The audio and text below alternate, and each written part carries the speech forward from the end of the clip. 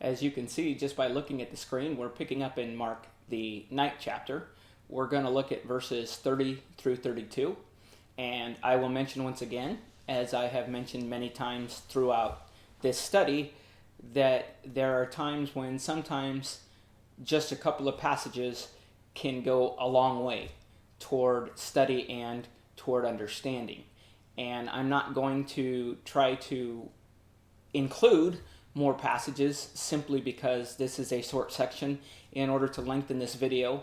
What I will do is just take a couple of moments to look at what these verses say and then to maybe give you a couple of ideas of how you can use these couple of verses to, again, keep the conversation going, or maybe if you have to try to get the conversation started again, if you're studying with someone, some things that you can easily relate to them.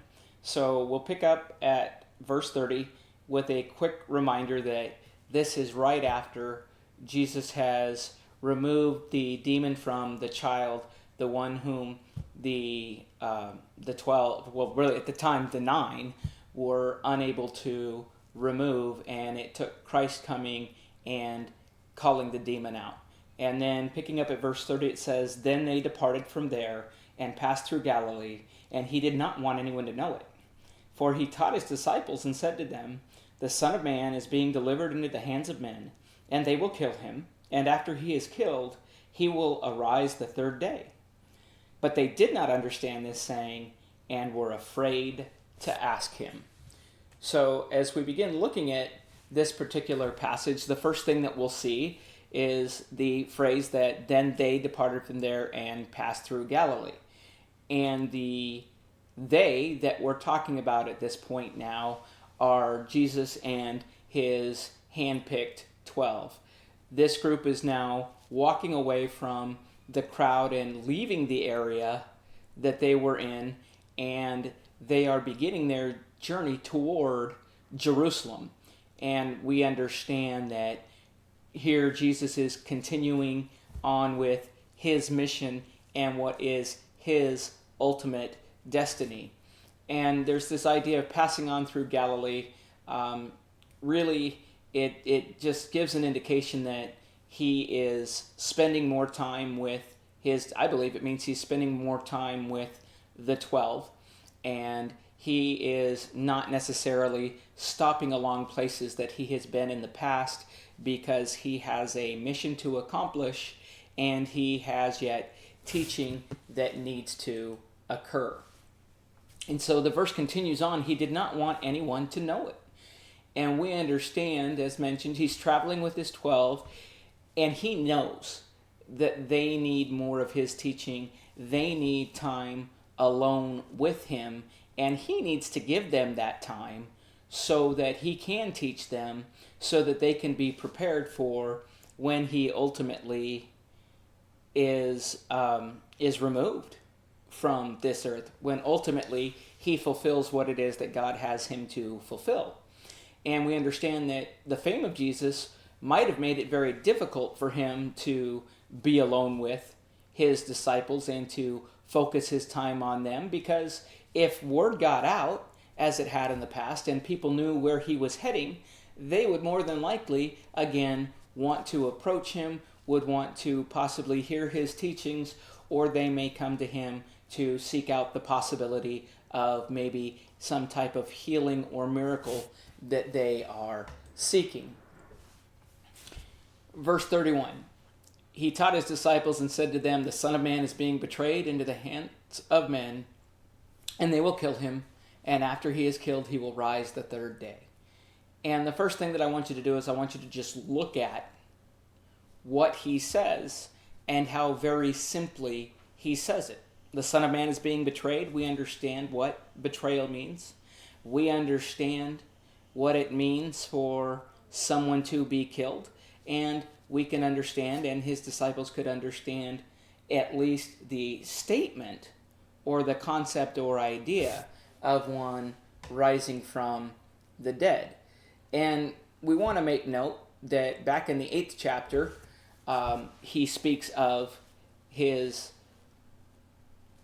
upcoming upcoming destiny as well, and he shares with them what is going to happen. So this is now the second time that he is making reference to what's going to take place. Very quickly, if you were to go back to chapter 8, just to help the person you're studying with keep in mind, it says, "And he began to teach them that the Son of Man must suffer many things, and be rejected by the chief elders and chief priests and scribes, and be killed, and after 3 days rise again." And so we see this is the second time that he speaks of the idea of being betrayed into the hands of men, men killing him, and his arising the third day. And so this idea we can kind of emphasize for those that we might study with, that we're seeing Jesus using repetition. And we understand that repetition in teaching is to really bring a point home. Repetition, repetition, repetition is our way of bringing about understanding. And so Jesus is using this tool to teach his disciples about what is going to come in the very near future. Verse 32 starts out, "But they did not understand this saying," excuse me, let me read it the way it should sound. "But they did not understand this saying." So despite the clear and direct statements made by Jesus, the disciples could still not comprehend the things which were going to happen. And in continuing verse 32, it says, "And they were afraid to ask him." And for me, this is such a sad statement. If you look at it and you think about it, they were in a situation where, first of all, it's sad that they don't understand what Jesus is trying to teach them. But what's really sad is they're afraid to ask. He is right there. He is available to give them further explanation and to help them if they are willing to ask and to seek more understanding. But they allowed their fear to prevent them from even asking. I think that there are a couple of great points that we can use as we start to close this out, that we can use as talking points for the people that we are studying with.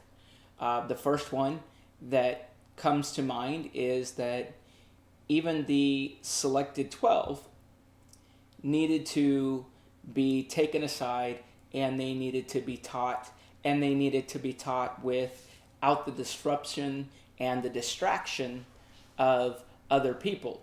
And so we can talk to those that we're studying with about the importance of taking time away from everything in our lives, getting free of any distractions, and being alone with Jesus, and using that time to allow Jesus to teach us.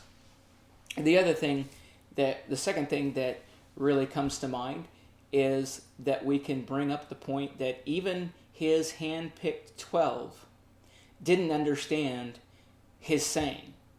They didn't understand the idea of him being rejected or being betrayed into the hands of men, being killed and rising again. They couldn't comprehend what it was that Jesus was trying to teach them. And you're going to encounter many people in life who have that same difficulty. They won't comprehend, they don't understand how a loving God would allow his only son to be betrayed, to be killed. And they certainly don't understand how one can rise again from the dead once their life has left them. They don't understand how they could rise again. And so we can help people understand, hey, these questions that you have, these things that you don't understand, initially his hand-picked 12 didn't understand. They needed more teaching. They needed more time. And the problem that we find here, and here's the last thing you can emphasize, is that they were afraid to ask him.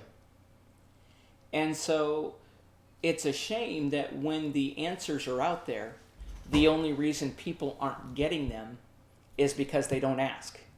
And so today, those people that have this same fear, those people that are afraid to ask questions, we need to let them know it's okay to ask. The answers are there.